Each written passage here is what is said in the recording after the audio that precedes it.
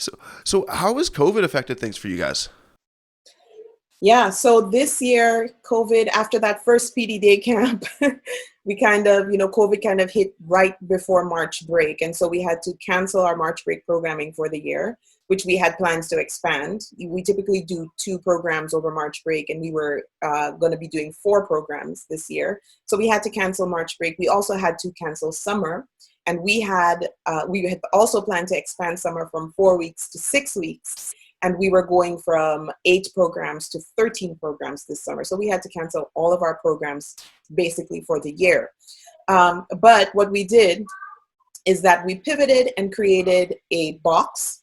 So we call them imagination boxes. And we filled those boxes, 250 of them. We had custom boxes made, and we filled them with creative projects that kids could do at home. So we had some visual arts projects in there. We had a STEM kind of engineering project.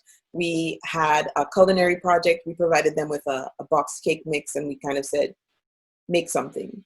So some people made really super amazing cakes, and other people reinvented the box mix into something other than a cake.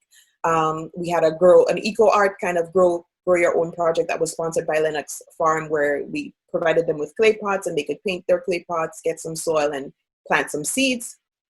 So we filled the boxes with projects, and we gave them away to kids in our community, 250 boxes.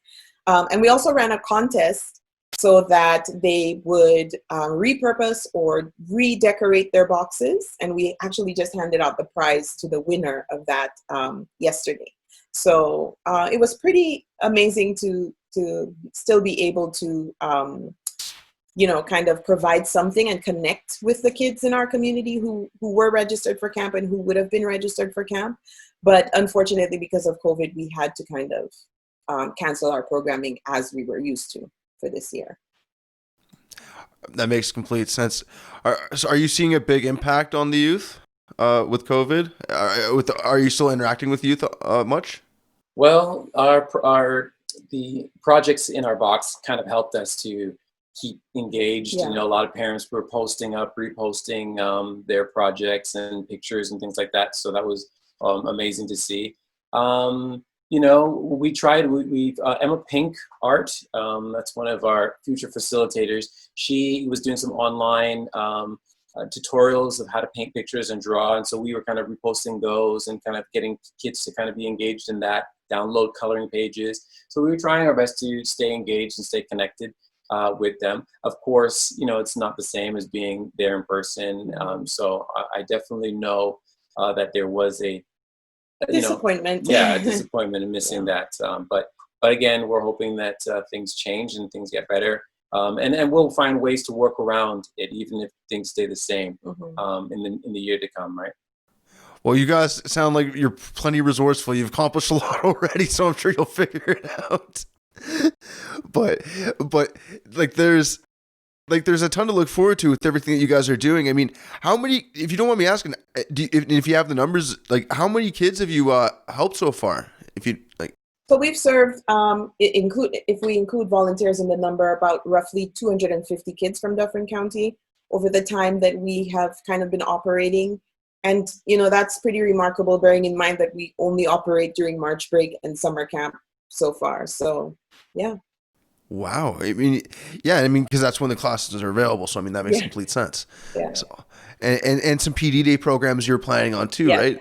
So that's big plans. That's so exciting. Again, plus the facility, which is very exciting. So from what I understand, is there a survey that you're looking for feedback on? Yes, absolutely. Thank you for bringing that up. Right now, we are in the process of working with a consultant. We received the Investment Readiness Program grant over the summer to be able to do some work with a consultant to provide us with a multi-year strategic plan for the organization. And so part of that work is deep stakeholder engagement. And it's coming at the right time because we really want the community to give us feedback on, we have this great idea and we think it's great, but we want to be relevant to our community. So we want to know what the community wants the space to look like and what they would want programmatically and in terms of the infrastructure as well. So we are looking for people to fill out that survey, give us feedback, a lot of the questions are optional. So even if there are questions there that, you don't necessarily have experience with streams and you don't know too much about us, we do really want people's input on the future state. And so we're trying to get the community to fill out that survey. Awesome. I'll make sure to link it in the information. Until September 20th. Okay, that's good to know. That's good to know. And I'll make sure to link it in the information so people can get access to it. Fantastic. Thank you so much. No problem. Thank you all for all that you guys are doing. This is truly amazing. And I mean, it makes me want to be a kid again. Although, again, I'm lucky enough to still be in Dufferin so I can experience it still. Yeah. And the thing that's really cool from what I'm imagining here too is, like, again, over time, if things, like, if the needs of the town change or like the community change, you can add and change it. Absolutely. Yeah. Without it being like as big of a deal as it traditionally is, where it's like, okay, like a huge construction project where it's a big nuisance to people. Yeah. This sounds extremely convenient. Yes. Yeah. Yeah, definitely. In speaking with the company that does the prefab containers, it doesn't take much to get them down on the land once we've, got the posts in place and ready to go. It's just like Lego, pretty much. Yeah. Well, that's easy. And I mean, I'm sure the kids will like that concept a ton too. Yes. I know I always did. Yeah. Awesome. So what is the best way to get in touch with you guys? And I'll make sure I'll include it in the details as well. Yeah, so you'll be able to find most of the information, contact information, and information about us on our website at streamshub.org. And also, we do have a pretty heavy presence on social media. So we are at StreamsHub on Instagram and StreamsHub on Facebook. Awesome. That's super easy to find. Yeah. Great. Great. Well, is there anything else you'd like to say to the people of Dufferin before we wrap it up? Thank you, first of all, for, just being such a supportive community, such a supportive county. We really want to hear your voice. So we want to encourage people to, take the survey and let us know, give us some feedback on what you'd like to see. Let's build this thing together. Absolutely. And I want to say to all the artists out there, if you are a creator and you want to share your creativity, we want to encourage you. We're continually building our facilitator list. So that there are people that we can reach out to and create specific programs around whatever creative discipline that person has. So we encourage you to get in touch with us and build relationships and spread creativity. What?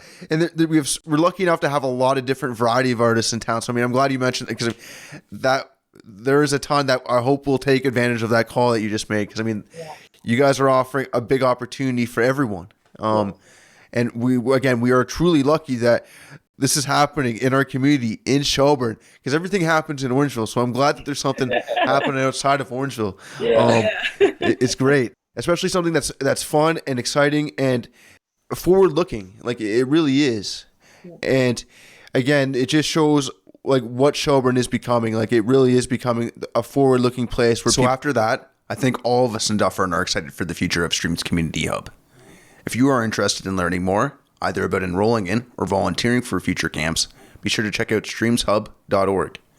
Donations can also be made through the website as well. $25 provides 1 day of camp for a kid, so you're really making a difference here. Also, don't forget to check out the survey in the description below so you can provide your input on what you think should be in the Creative Hub at Shelburne. So many amazing possibilities, so make sure to get your thoughts in ASAP. But the survey was extended until September 27th, so there's plenty of time for you to get that in. Big thanks to Juli-Anne and Andrew for the time and for all the work that they are doing to make this concept a reality in Dufferin. It's going to make a huge difference, and I'm really excited. I think all of us are, like I said. And to you, the audience, thank you for listening. I'm Josh McKeown with Dufferin News, and until next time, have a great one. Thanks.